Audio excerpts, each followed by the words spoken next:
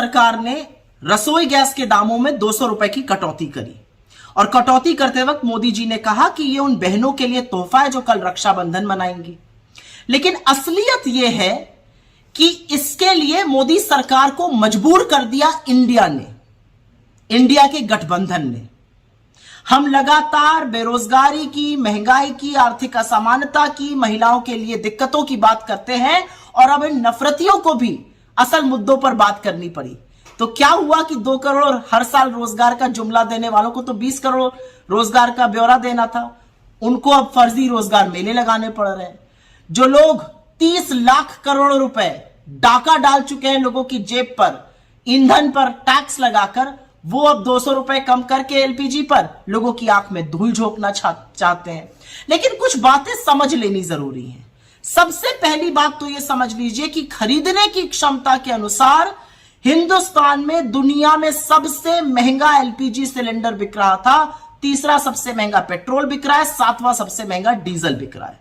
एक और बात समझिए कि 2014 से 2023 के बीच में एलपीजी सिलेंडर के दामों में 185%, 185% की वृद्धि हुई है। 400 का सिलेंडर 1140 पर पहुंच गया। घटाया कितना गया? मात्र 17.5%, 200 रुपए।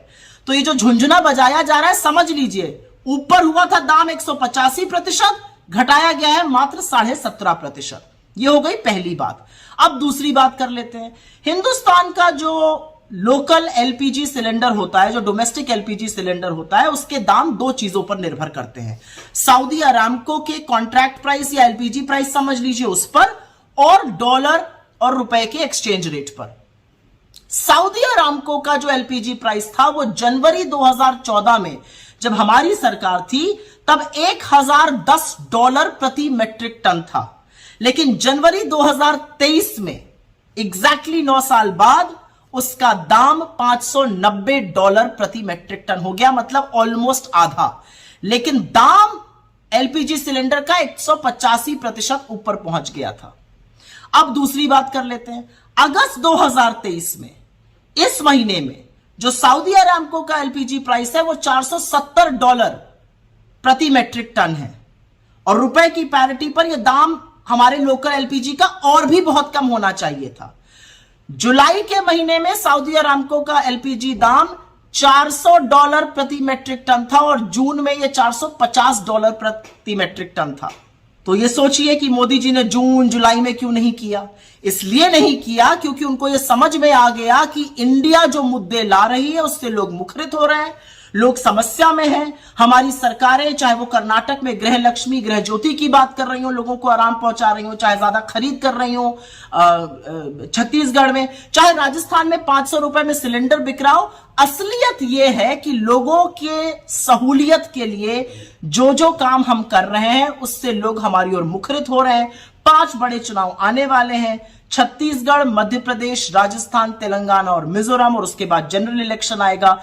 जिन लोगों ने 9.5 साल आपकी महंगाई के लिए टोह नहीं ली, आपकी जेबों पर डाका डाला, अब वो 200 रुपए कम करके झुंझुना बजा रहे हैं। लेकिन आज सवाल पूछने का दिन है, और सवाल यह पूछना चाहिए कि आखिरकार आपने इतना आतंक दामों पर क्यों मचाया हुआ था। और चरण चुंबक मीडिया से मेरा एक सवाल है, जब दाम 400 से 1140 हो गए तो महानुभावों कितने शो किए आपने, जो 200 रुपए कम करने पर कर रहे हैं। क्योंकि याद रखिएगा, दाम ऊपर गए हैं 185%, नीचे आए हैं सिर्फ 17.5%। लेकिन ये इंडिया का प्रभाव है। अभी आगे आगे देखिए होता है क्या। नैरेटिव हम सेट करते जाएंगे, मोदी जी उस पर काम करते जाएंगे, लेकिन जनता ने मन बना लिया है, आपकी असलियत समझ ली है, और आपको बोरिया बिस्तर समेट कर विदा करने का मन भी जनता भरपूर तरीके से बना चुकी है। इन आंकड़ों पर ध्यान दीजिएगा, क्योंकि इन आंकड़ों में वो काला सच छुपा है जो मोदी जी जिसको ढकना चाहते हैं।